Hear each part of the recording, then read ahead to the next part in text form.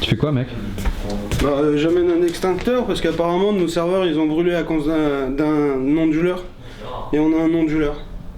Ah. Du coup, tu le poses là?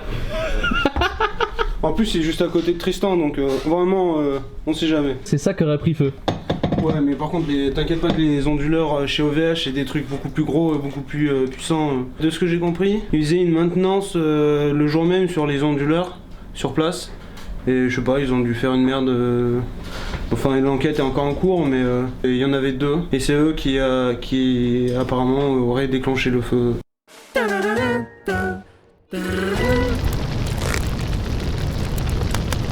Tout ça là, c'est délicieux. Il y a des poivrons, des oignons, de la viande hachée, un œuf, des oignons, du fromage, un œuf et une sauce sweet chili avec des pâtes bio. Il y a 30 secondes, on était en réunion de crise, de se dire qu'est-ce qu'on fait, PrestaShop, Shopify, le service qui répond pas, machin. Alors moi j'ai des potes. Ici, c'est le Japon. C'est pour ça que t'as appelé ton entreprise ici Japon. Bienvenue sur cette sur ce début de nouvelle vidéo. On a fait une réunion de crise. On était là, on avait des papiers, tu vois, c'était hyper technique, en plus on avait les tarifs de la poste. En tout cas, qu'est-ce qu'on avait eu comme bonne nouvelle? On va faire une vidéo sponsorisée pour RhinoShield. En mai, première vidéo sponsor de la chaîne, donc on va pouvoir parler d'une marque et elle va nous rémunérer pour ça. Ouais. Ils ont de quoi être contents, on va pouvoir se payer un petit airsoft tranquille grâce à RhinoShield, donc ça c'est plutôt sympa. Qu'est-ce qu'il y avait d'autre comme bonne nouvelle? Il y en avait 2 ou 3 quand même. Onama Sama a été remis en place. C'est vrai, ah oui, du coup. Alors, Onama Sama fonctionne, il y a des commandes, le site est nickel, mieux qu'avant. Tous les clients Onama Sama ou Je les ai recontactés, j'attends leur réponse d'ailleurs. donc là-dessus, c'est tranquille. Candy-san, le site est prêt aussi. Il est pas ouvert tout de suite parce qu'on a encore beaucoup de taf, on se réorganise, tout ça, surtout à cause des frais de la poste. Mais le site est prêt à être réouvert. Il est sur des nouveaux serveurs. Toutes les commandes ont été faites. Il n'y a plus de commandes en attente, à part les packs découvertes qu'il y a sur le Sauvé Candy-san. On a dépassé la barre symbolique des 10 000 commandes. Voilà, je le dis très lentement. Putain, t'as connu beaucoup. Ah si, bah si, il y avait eu aussi Charles a eu son visa. C'était ça, on avait commencé par ça. C'est une bonne nouvelle ça? Les gens s'inquiètent beaucoup, mais s'inquiètent même trop. Vous inquiétez pas, ça va aller. Bon, bien sûr, le soutien et tout, ça fait super plaisir. Mais on n'est pas... voilà.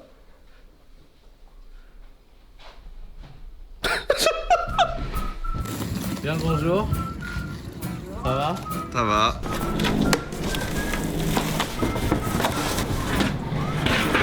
Pas très excitant. C'est comme ça qu'on rock à ici Japon. Bonjour. Tu veux pas arrêter de déranger pendant que Benoît travaille? T'as cassé mon plan, j'étais en train de montrer des boîtes en plexiglas. Ah merde! Et toi t'arrives, tu fais un truc cool et tout, moi j'ai l'air d'un con, ça ne marche pas comme ça. Tu filmes avec ça. Unboxing plus tard. On est à jour, on a fait toutes les commandes, il reste plus que ça à emballer, tu vois. Donc la semaine se finit bien pour Candy-san. Avant de remettre le site en route, 2 choses. Déjà on fait un inventaire, tout le monde est en train de compter tous les produits parce que là c'était la merde. On remet les stocks corrects. Après on trouve une solution pour savoir qu'est-ce qu'on fait avec les prix, etc. en fonction de... Ça défilé de youtubeurs ici finalement. Moi je fais mes petits paquets de bonbons et les mecs ils passent. Zéro respect, comme chez eux. Bon, voilà, on fait un inventaire quoi. C'est ce que je te dis. Très excitant hein. Tu peux les filmer en train de faire l'inventaire. Yes. C'est comment l'inventaire? Shido desu ka? 大変です。 Ok. Taihen desu quand tu sous-titres Taihen desu, c'est j'adore ce travail. Ok, d'accord. Bah je marquerai. Rappelle-toi. Ok, je ferai attention. Ouais. Tanoshi, bien sûr. あ、大変です。 Tainoshi. T'arrives à ramener ça en prenant l'appareil? Ah, tu veux dire genre porter 2000 € de matos à une main comme ça Voilà. avec 2000 € dans l'autre main du coup? Exactement. On fait ça? Voilà. Nickel. Au fait, vous êtes sur Ici Japon Corp et pas Ici Japon. Abonnez-vous à Ici Japon Corp. Dans la réunion d'hier. Attends, vas-y. Je sais plus si c'est dans la réunion Non, d'hier. attends, on recommence. Je sais plus si c'est la réunion d'hier ou si c'est ou si c'est dans la vidéo, ou je sais plus. T'avais pas parlé du fait qu'on avait terminé de faire toutes les commandes Candysan Bah, vieux, je viens de le dire il y a 5 minutes. Je l'ai dit, hein. C'est sûr? Oui, c'était pas dans la vidéo d'hier, c'était littéralement il y a 5 minutes. C'est ce que je viens de dire. Est-ce qu'on voit sur l'écran qui... Attends. Est-ce que je laisse ça à la sortie du site? Sinon, le site est fini. Voilà. C'est vrai? 1h30. En une page. L'idée est là, quoi. Bah, avant de finir, il faut que tu fasses... Dès que la souscription est validée, fais le bon d'achat. Oh putain, les mecs, vous êtes lourds.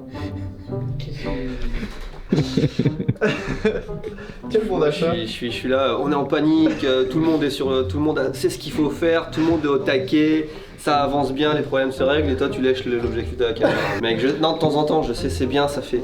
Mais là on passe pour des guignols là. Moi j'ai découvert que Ai-chan en fait c'était Ai comme l'amour, je savais pas. J'ai découvert il y a pas longtemps parce que j'ai fait le Ai, j'ai fait oh putain c'est pareil. Ça peut vouloir dire bleu aussi. Hein. Ah ouais. Selon le kanji. Du coup, c'est amour ça. Oui, le kanji qu'elle a, je pense que c'est Onamae-sama, c'est ça? Ouais. Oui, c'est l'amour. Ouais. Et sinon Ai ça veut dire oui j'ai maille. Allez, on va voir le magazine. C'est un rire de compassion. J'ai passé une longue semaine, je rigole à n'importe quoi. C'est un peu vrai. Putain, j'ai l'impression qu'Aiko elle est en train de monter un meuble, mais tous les jours. Oui, là effectivement on est en train de refaire l'inventaire, tout ça, donc c'est le bordel. Vas-y, on va jouer à un jeu. Qu'est-ce que c'est ça? Répondez en commentaire. C'est forcément Dragon Ball. Et c'est... Ça c'est du truc qui part dans la Candy Sandbox. Hein, vous voyez qu'on a... Hein? La quoi? C'est pour la Candy Sandbox? La quoi? Ok mec. Oui. Oh, c'est plus lourd que ça, on a l'air d'être pas lourd. Attends, je remets ça sinon je vais me faire engueuler. Et ça signe ou ça signe pas? Ça c'était hier soir, on buvait notre thé. Aujourd'hui, exceptionnellement, attends, on est un peu dans le chemin. Exceptionnellement, depuis à peu près 2 jours maintenant, Candysan est à l'arrêt, le site est fermé et on a traité toutes les commandes en attente. Maintenant on fait plus que des packs découvertes, les packs que vous achetez sur Sauver Candysan. Plus de 10 000 commandes hein, ce matin. Je vais pas vous le dire à chaque fois, mais je vais vous le dire à chaque fois, merci. Donc là on se focus sur les packs découvertes et tout le reste du magasin, appelons ça comme ça, est mort et va rester mort encore quelques jours le temps qu'on arrive à régler tous nos problèmes. Je vais en profiter pour vous expliquer comment ça fonctionne une boutique, combien on achète les produits, combien on les vend, qu'est-ce qu'on fait comme marge et pourquoi au final on vend pas les produits assez cher et pourquoi on est obligé de faire des changements sinon on va pas pouvoir continuer à fonctionner tel qu'on est maintenant. Quand j'ai commencé à faire... Attends, on va le refaire. Je veux pas descendre, ça me stresse que tu sois en hauteur. Le but quand j'ai commencé Candysan, c'était de vendre des friandises japonaises, des snacks, tout ça, à un prix qui soit le prix du Japon. Il y avait quasiment personne qui faisait ça, il y avait 1 ou 2 sites américains qui vendaient en plus de figurines, de machin, des friandises de temps en temps, mais ils vendaient ça à des prix vraiment abusés, c'était 3 à 4 fois le prix du Japon et je me dis mais qui peut acheter ça? Les Américains, ils achètent. Mais moi c'est pas ce que je voulais faire. J'ai regardé les prix qu'il y avait au Japon et je me suis dit je vais essayer de vendre les trucs à peu près au même prix. Et effectivement, on arrive à vendre à peu près au même prix que ce qu'on a dans les combini. Vous pouvez toujours trouver des produits moins chers, par exemple dans les supermarchés et tout, qui achètent des quantités énormissimes, mais c'est pas notre niveau. Mais je suis assez content, on n'a pas des prix dérisoires. Il y a beaucoup de personnes qui effectivement disent que c'est cher de commander sur Candysan parce qu'il y a les frais de port, mais faites l'effort de comprendre, je pense que beaucoup le comprennent, hein. Quand vous payez des frais de port, vous payez pas des frais de port à Candysan, vous le payez à la poste, vous le payez au transporteur. Nous on touche 0 sur les frais de port, donc moi je préférais qu'ils soient gratuits les frais de port. Mais évidemment pour les articles eux-mêmes, on vend un peu plus cher que ce que nous on achète en gros, on revend au détail et on se fait une marge. Et c'est cette marge là qui n'est pas assez importante. Nous on n'est pas un magasin, on est une boutique de vente en ligne. Si vous regardez autour de moi, on est comme dans un magasin, c'est-à-dire que on a nos étalages où on doit mettre nos produits en rayon, etc. Mais c'est plus de contraintes qu'un magasin dans la mesure où on doit les mettre dans un certain ordre. Parce qu'après, quand on doit gérer une commande, la commande, on va avoir une liste et on va avoir la liste des produits qui va être dans le même ordre que la commande. Et ça, c'est des trucs auxquels nous, on doit penser. On a aussi beaucoup plus de stock, hein, vous le voyez, on a des cartons partout. Et surtout, ça demande beaucoup plus de personnes pour gérer tout ça qu'un magasin normal. Vous voyez, là, il y a beaucoup plus de personnes. Si on avait un magasin comme ça, je sais pas, quelque part à Tokyo, techniquement, il faudrait 3 ou 4 personnes pour le gérer, je pense. Alors que nous, il nous faut au moins 10-12 personnes. Il nous faut 3 fois plus de personnes pour vendre la même quantité de marchandises. On a un chauffeur qui vient de partir tout à l'heure, Nori, qui va amener les paquets à la poste, qui va chez le grossiste pour restocker. On n'a pas de caisse, mais on a 3 personnes. Viens, on va les montrer. 내가 129番が欲しい On n'a pas de caisse, mais on a 3 ou 4 personnes à l'emballage. En général, c'est 3. Là, on s'est fait un petit poste provisoire pour avancer un petit peu plus vite. On a une personne à la compta, on a le bureau d'Akiko qui est là pour superviser, et puis on a une personne pour gérer les commandes, c'est-à-dire imprimer les étiquettes, imprimer les listings qu'on va donner aux transporteurs, pour changer le statut des commandes, et puis en plus, on a un poste provisoire pour les petits trucs en plus. Et on a aussi le service client, et on a aussi la communication sur les réseaux sociaux. On a aussi la gestion des sites en eux-mêmes, le développement des fois d'outils pour les sites, le fait de mettre les produits en ligne sur les sites aussi, ça prend. Donc on a besoin de beaucoup de personnes et on fait ça en français, en anglais, en espagnol. Donc déjà là, vous vous rendez compte que vendre quelque chose au même prix qu'un magasin en ayant besoin de toutes ces personnes, en ayant tous ces challenges, c'est déjà quelque chose de pas facile. Mais on y arrive à peu près. Attention à pas filmer le tableau, tu vas être obligé de le flouter encore. Hop là. Regarde, viens voir, je te montre ce que je faisais. Je travaille aussi sur YouTube pendant tout ça, je peux pas m'arrêter, on a des vidéos sponsorisées qui arrivent en plus. En général c'est Louis qui le fait, mais là les 2 dernières c'est moi qui les ai montées. C'est les sponsors pour... j'ai fait Rosetta, Stone et Display, et j'aime bien celle-là. Bonjour, présent, Jean-Lionel, poseur professionnel de décoration. Oh la dégaine que t'as, c'est incroyable. Nous allons apprendre à poser des plaques en métal au mur. Poser des plaques. Et puis dans le courant de la semaine, dans la semaine prochaine, avec Louis aussi, on va à Osaka, on va tourner 4 vidéos en 2 jours. Petit marathon vidéo TV Louis à l'extérieur. Et on va notamment aller au parc Nintendo qui a réouvert, enfin qui a ouvert il y a 2 jours, parce que ça avait été décalé l'ouverture. Donc ce que vous voyez là, 4 vidéos 4 vidéos. Ok. En 2 jours. Mission Japan, je suis désolé, j'ai pas encore eu le temps de vous expliquer, j'y consacrerai une vidéo entière parce que c'est un projet qui vraiment vaut le coup. Là on en est en train de découvrir nos magazines qui sont extra brillants hein, quand même. Ouais, bah oui, bah c'est bien. Mais c'est stylé. Alors ça c'est, on a fait des shootings photos, on a fait plein de trucs. Il est agréable en main, en tout cas de ouf. Ça nous a pris, ça fait combien de temps qu'on est sur le magazine? 6 mois. On a fait un magazine pour du coup Mission Japan, notre nouvelle entreprise, je le répète mais j'en suis fier. C'est vrai que ça, il shine quoi, genre, Ouais, il on shine. se voit dedans. Regarde. C'est bien. Je vous avais dit que cette voiture c'était un outil de travail. On s'en sert pour des photos de qualité professionnelle. Et ça c'est un truc qu'on va expédier un peu partout au Japon. Et puis je vous expliquerai plus tard à quoi ça sert du coup. Ah peut-être qu'on l'a déjà fait en vrai. On a fait une vidéo où on expliquait vite fait mais elle est pas sortie. Mitsu, Namae-sama, Ben, Kanji Burger, ici Japon. Du coup Mitsu tu l'as mis dessus. Ouais j'ai mis Mitsu, je l'ai mis dessus ouais. Ok, bah... C'est fantastique. Plutôt fat hein. Oh, plutôt léger, tu veux dire. Mission Japan, putain mais merde mec. Attends. Moi qui l'ai fait. C'est beau. Mais en vrai, c'est toi qui l'as mis. C'est beaucoup de beaucoup de travail, beaucoup de temps de la part de beaucoup de personnes. Oui. Ça c'est quoi?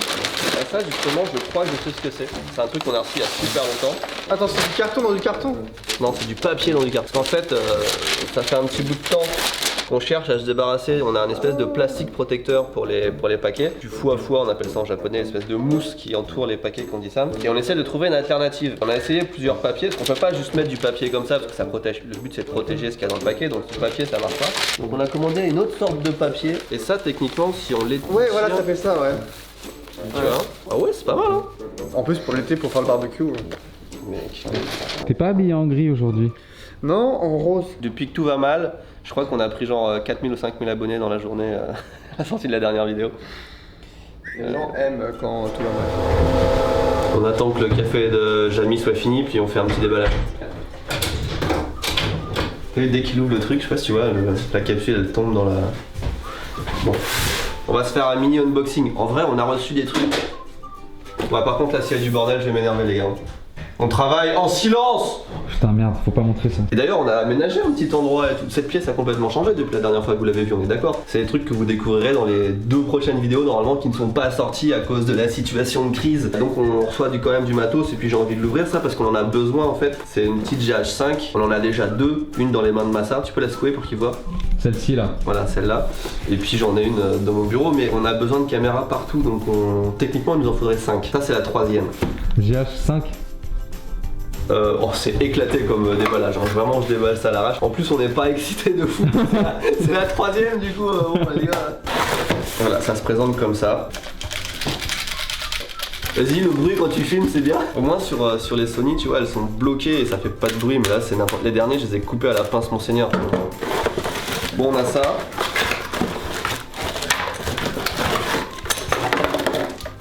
Ça, une batterie, on a besoin. Alors ce que je veux voir moi c'est ça en fait. Il a l'air cheap à mort cet objectif. Hein. T'as vu Ah, c'est un objet. Ah ouais, mais ouais, c'est un pire, objectif. Mais il est. Oh, il est léger, il n'y a pas grand chose dedans. Il est suffisant pour ce qu'on fait. En vrai, la légèreté du truc, vas-y, attention, il va s'envoler. Attends, mais Il n'y a rien dedans, hein. Mais c'est une série G, hein, Lumix et tout. C'est un 25, alors c'est un focal fixe, donc il va falloir zoomer avec tes pieds, comme on dit. En vrai, essaye-le tout de suite. là, je viens de l'installer là. Ok. Est-ce que je suis un petit peu plus proche de vous là du coup? Ouais, t'es pas mal, hein. On est passé de. T'étais à combien là quand tu filmais? Par contre, c'est focal fixe quoi. 1.2, 8, 4, 6. Je sais même plus ce que j'ai acheté. Et ça, on en a vraiment besoin. C'est du matos qu'on a acheté vraiment pour une fois pour ici Japon Corp. Bah, on va rechanger la. Hein, on va dire que c'est pas fait pour les TFTech. Voilà. Bon, c'est la non-découverte totale. Ça fait 3 ans qu'on en a. Là, on en a pour 250 000 yens, à peu près 2000 € de matos quand même sur la table. Donc ça fait cher. Mais comparé à ce qu'on va déballer dans les prochaines vidéos, ça va être lourd. Restez, abonnez-vous. Ah, j'ai apprécié enlever ça.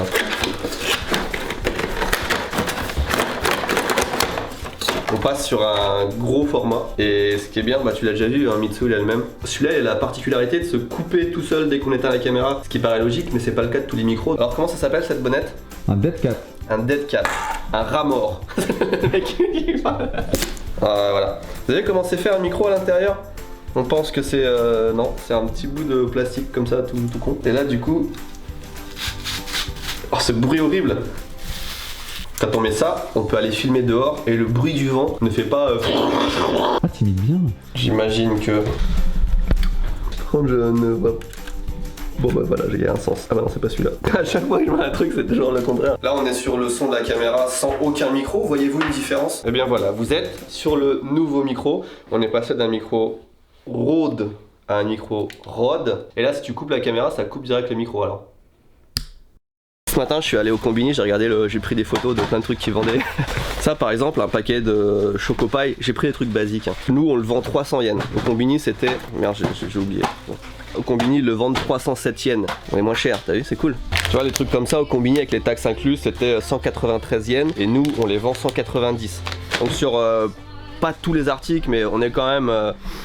dans la zone des prix des combini. Effectivement, encore une fois, les supermarchés sont moins chers parce qu'ils achètent des quantités de bâtards, hein. C'est pas le petit camion qu'ils ont, c'est vraiment à l'échelle nationale des quantités de fou, donc on peut pas rivaliser. Mais quand tu prends une petite boutique ou un combini, on est à peu près dans les mêmes prix. Honnêtement, souvent c'est entre 10 et 20% plus cher sur certains produits, mais généralement c'est à peu près pareil, voire des fois un petit peu moins cher. Les Poki par exemple, ils les vendaient 162 et nous on les vendait 195, donc là-dessus on est genre au moins 15% plus cher, je sais pas de tête. Tu vas dans un supermarché ou dans un combini, des variétés de Poki, ils vont en avoir 3 ou 4, peut-être 5 au maximum. Nous on en a 1, 2, 3, 4, 5, 6, 7, 8, 9, 10 et je crois qu'on en a encore ailleurs, je crois qu'on en a 12 en ce moment. Donc on a beaucoup plus de variétés et on fait ça pour tout. Par exemple des Kit Kat, allez dans un supermarché, il y aura 3 variétés de Kit Kat. Nous, 1, 2, 3, 4, 5, 6, 7, 8, 9, 10, 11, 12, 13, 14, 15, 16, plus les petits, plus celui-là, tiens. Oh, regarde, Sakura, je savais même pas. En bref, on a pas loin d'une vingtaine. Je crois que la semaine dernière, on avait 21 ou 22 variétés de Kit Kat. Et je pense qu'il y a très peu de monde. Enfin, je sais pas s'il y en a d'autres qui ont autant de variétés que nous, par exemple. Maintenant, un paquet de Kit Kat, concrètement, combien ça nous coûte à l'achat et combien on le vend? Je vous dis tout, hein. Un paquet de Kit Kat, alors ça dépend des variétés et aussi les prix chez les grossistes varient même du jour au lendemain. C'est-à-dire que quand un produit sort, il est moins cher, après il a un prix normal et quand il est prêt d'être arrêté, il rebaisse encore. Pour les Kit Kat, c'est plus spécial vu que c'est souvent des éditions limitées qu'on peut acheter qu'une seule fois. Donc on a le prix une seule fois. En général, c'est entre 225 et 229 yens. Des fois, quand il y a des promos, c'est un peu moins cher, mais souvent c'est plus cher. Par exemple, là, je sais pas pourquoi, les fruits de la passion, on les paye 324 yens, donc presque 1 euro de plus sur un paquet. C'est lesquels? C'est ceux-là. Comme dans un magasin, on n'a pas de prix, mais on étiquette aussi pour pas se tromper tous les produits. Bref, ça, on achète ça à peu près 220-230 yens et on les revend entre 350 et 430 yens. Donc on fait pas une marge si énorme que ça, et à peu près 1 euro, peut-être un petit peu plus d'1 euro de marge sur un paquet de Kit Kat. Ce qui est bien, c'est qu'on en vend beaucoup. C'est de là que vient le bénéfice, c'est sur l'énorme quantité qu'on fait. Si on vendait que quelques paquets par mois, évidemment, ça servirait à rien. Si je reprends le paquet de Chocopaï de tout à l'heure qu'on vend 300 yens, chez le grossiste, on l'a à 210 yens. Après, on fait pas 1 euro de marge sur tous les produits non plus, c'est assez exceptionnel. Ça, c'est ce qu'on vend le plus. Les Umaibo, je pense que quasiment tout le monde connaît. On les achète 7. Avec ça, shut up.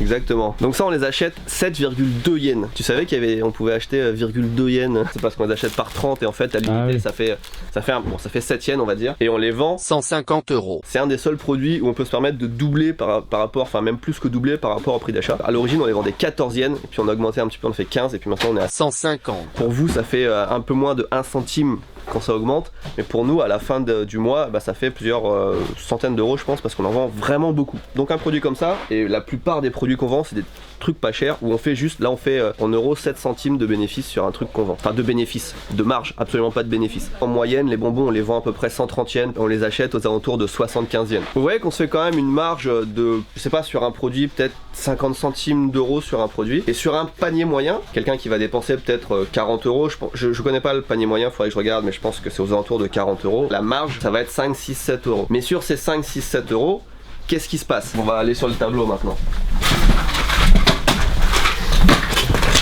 Les gens confondent la Normandie et la Bretagne, je suis un peu frustré. C'est pareil vieux, on s'en bat les couilles. Salut.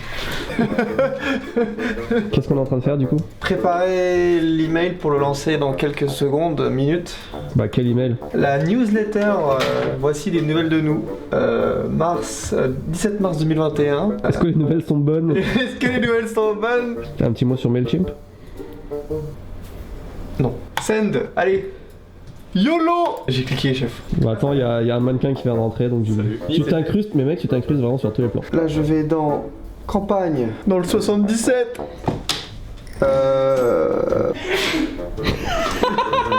Regarde.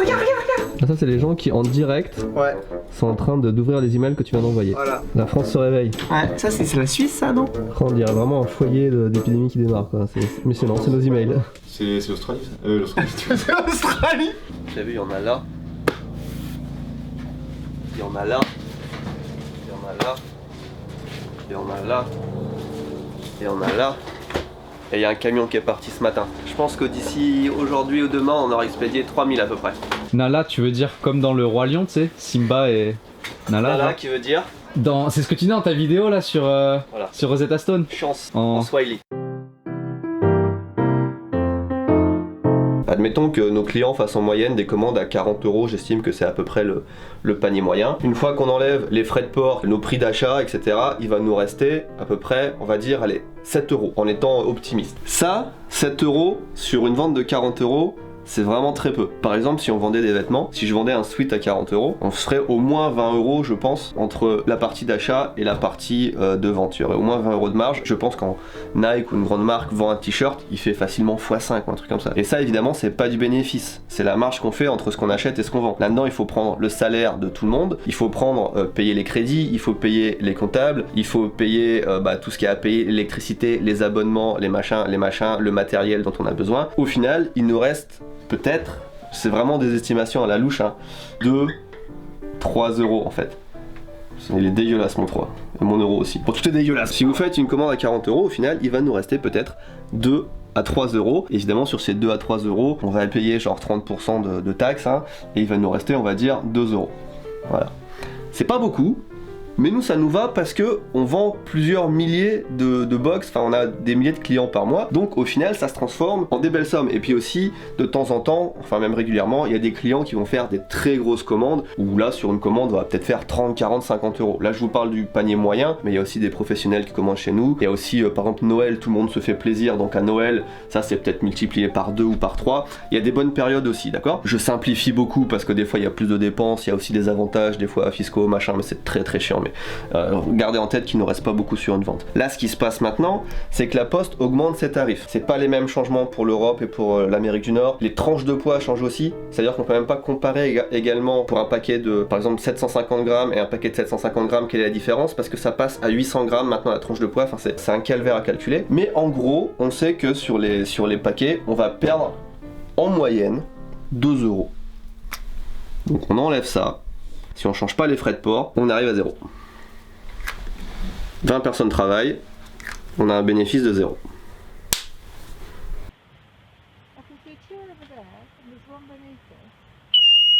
Donc ça c'est là où on en est maintenant. Est-ce qu'on continue à travailler pour rien ou est-ce qu'on augmente un petit peu les prix?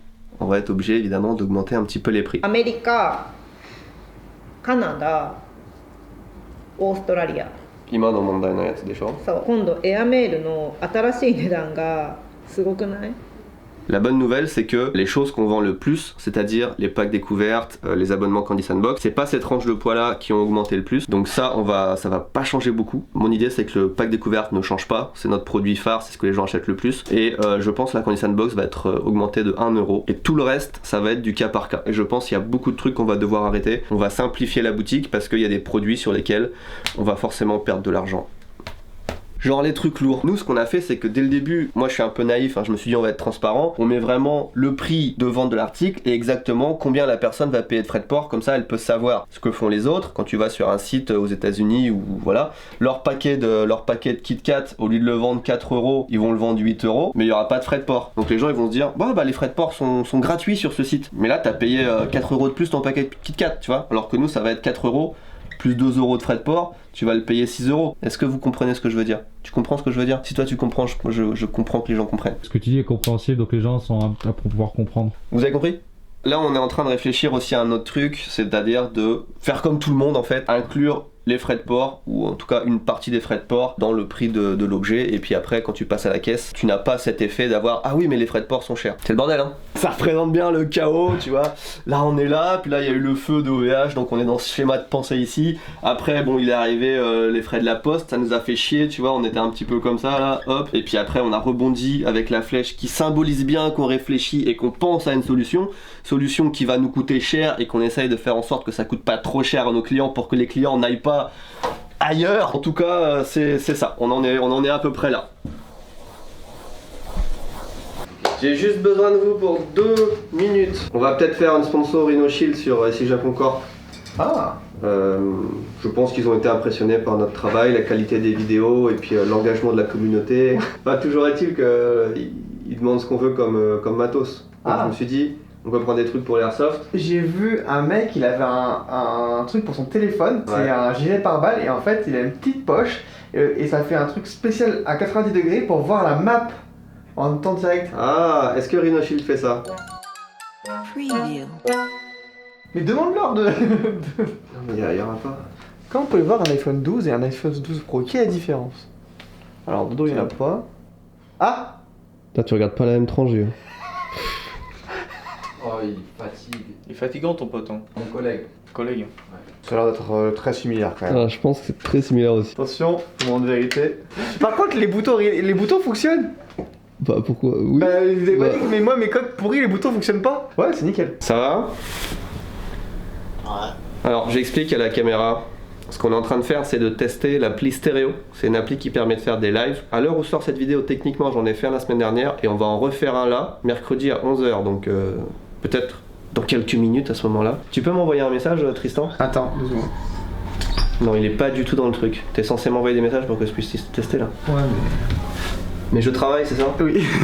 Non, je t'entends bien, Allô? Nickel. Oui, vous m'entendez? Ah, j'ai un message. Alors attends, je vais lire le message. Allô? Ouais. Oui, vous m'entendez? La recette du clafoutis. Préchauffez le four à 210 degrés. Lavez rapidement les cerises sous un filet d'eau fraîche. Équeutez-les. Égouttez-les. Personnellement, j'enlève les noyaux. Moi aussi, j'ai pas envie qu'un arbre pousse dans ma gorge. Mais la recette traditionnelle veut qu'on les laisse. Donc c'est à vous de voir si vous les laissez ou pas. Tristan, c'est bon. Il faut savoir que Tristan, à chaque fois, presque tous les jours, il est obligé de balancer le mot clafoutis. C'est à la fois agréable et chiant. Nos problèmes. Nos problèmes. Y'a pas de problème. Nos problèmes. Nos problèmes.